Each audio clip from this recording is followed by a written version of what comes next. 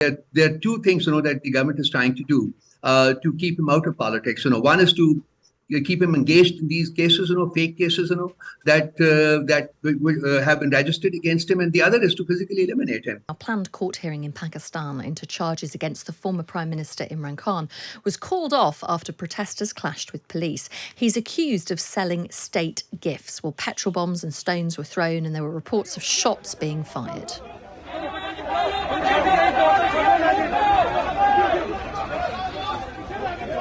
Well, officers clashed with the former leader's supporters in the eastern city of Lahore using tear gas and arresting over 60 people. Well, we can speak now to Raoof Hasan, who is Imran Khan's spokesperson and aide. Good morning. Good morning, ma'am. So just tell us what happened yesterday and what the problem was for Imran Khan to even be able to get to court in Islamabad. Well, this government, ever since its induction, had registering fake cases against Imran Khan.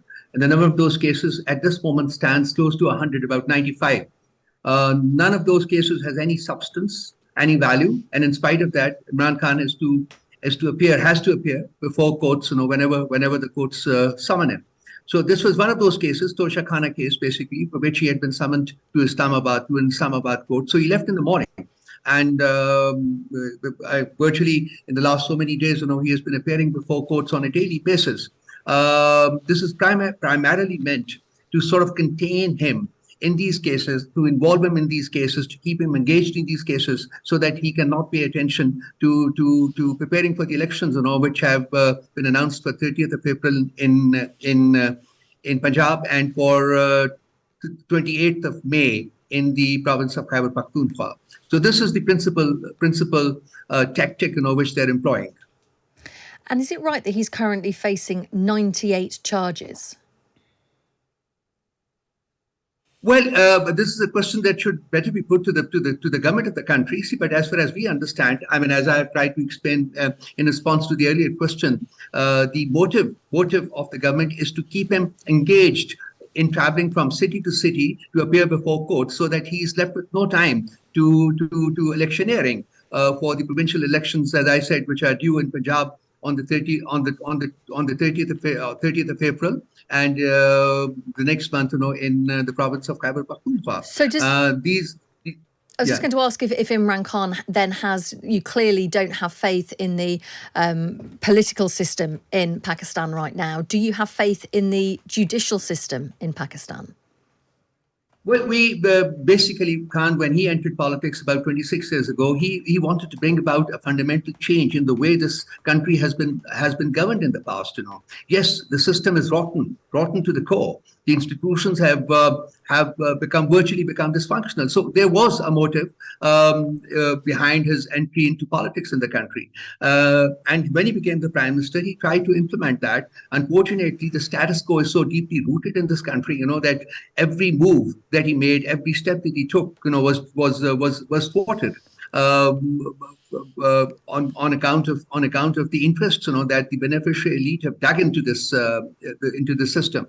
So, he remains steadfast, So far as our faith in the judiciary is concerned, basically, this is the last bastion of hope that we have at this moment in Pakistan's history, and we hope that they should be able to deliver on justice and do so without any delay.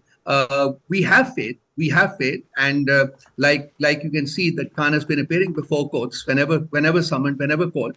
And we hope that they should be able to deliver justice. Unfortunately, the history of judiciary in Pakistan has had many rotten sort of loopholes.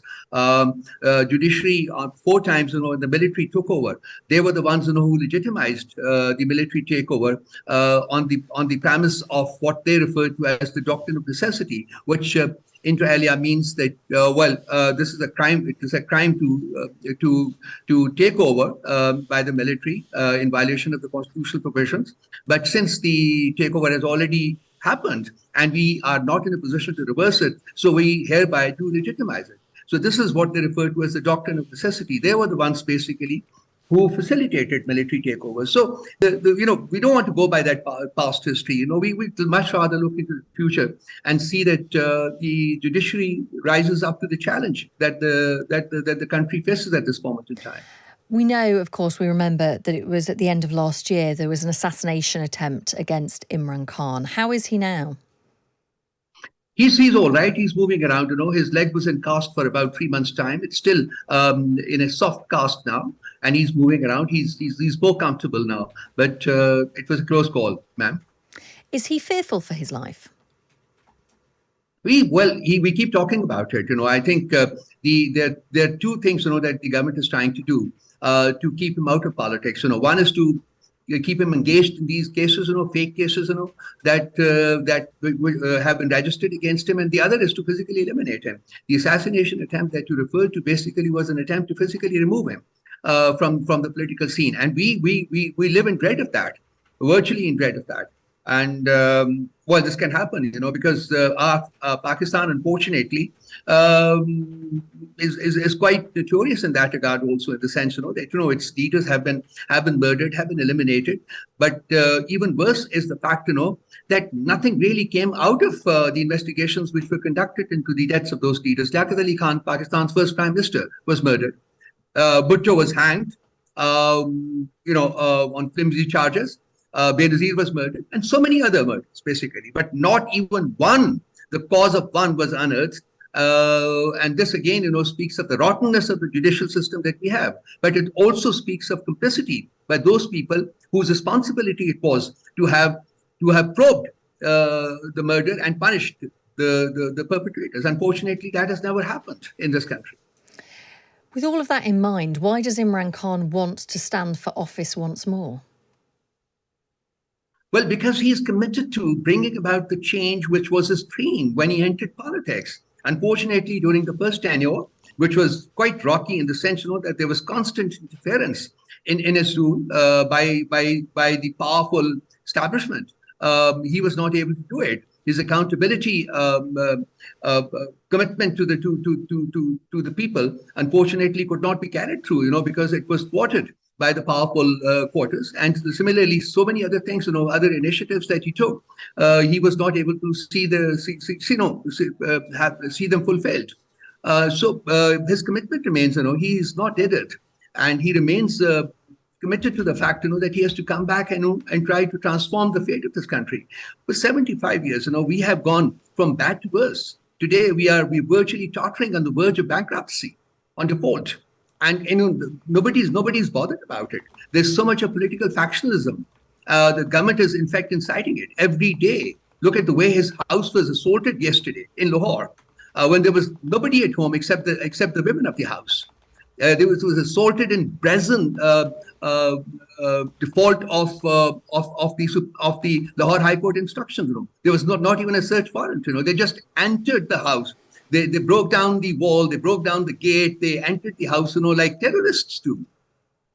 So this is the way law and order situation in the country is being consciously derailed by the government itself.